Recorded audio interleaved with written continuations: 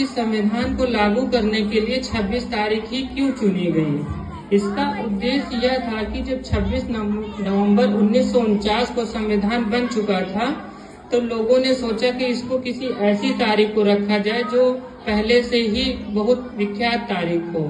तो इसके लिए 26 जनवरी इसलिए चुनी गई थी क्योंकि 26 जनवरी 1930 को भारतीय राष्ट्रीय कांग्रेस के द्वारा पूर्ण स्वराज की मांग करके फ्लैग होस्टिंग कर दी गई थी पंडित जवाहरलाल नेहरू और उनके नेताओं के द्वारा।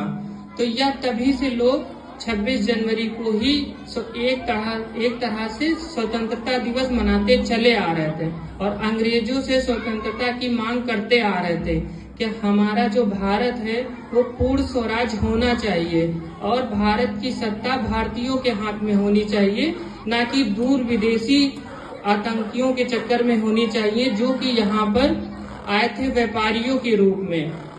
वह यहाँ पर आए और व्यापारी के रूप में अपनी कंपनी की स्थापना की और फिर धीरे धीरे राजाओं और कई नवाबों के साथ मिलकर यहाँ पर अपनी सत्ता जमा ली, जिसके चलते भारत के लोग गुलाम बन गए और गुलामी के कई कारण हो गए।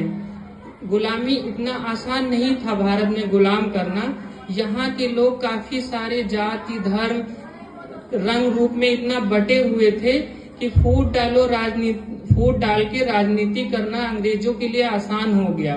अगर दो लोग आपस में मोहल्ले या राज्य के लोग दो लोग आपस में भिड़ते हैं तो तीसरा आसानी से उसमें लड़ाई करवा के अपना राज्य स्थापित कर सकता था। इसलिए अंग्रेजों को ज्यादा मुश्किल नहीं हुई। लोग सोचते हैं इतना बड़ा देश है हमारा, दुनिया का 7वां सबसे बड़ा देश रहा है, इसको कैसे गुलाम बनाया जा सकता था, जबकि अंग्रेज ज्यादा संख्या में नहीं आए थे। टोटल उनकी कुल संख्या 5-6 हजार के आसपास ही थी उनकी टोटल सैनिक, और वह इतने बड़े क्षेत्र को गुलाम कैसे बना पाए, क्योंकि यहाँ पर रहने वाले जो भारतीय थे उनमें इतना ज्यादा द्वेष आ गया था, इतना ज्यादा कि वह आपस में इतना लड़ते थे कि उनको बहुत आसानी से पूरे भारत को गुलाम बनाने में आसानी हो गई। और उनके जितने भी कार्यकर्ता थे ज्यादातर भारतीय ही थे, उनकी सेनाओं में भी भारतीय थे। तो इस तरह से काफी ज्यादा आसान हो गया। तो इसी तरह से धीरे धीरे आजादी हुई 15 अगस्त को, फिर उसके बाद संविधान लागू हो गया। फिर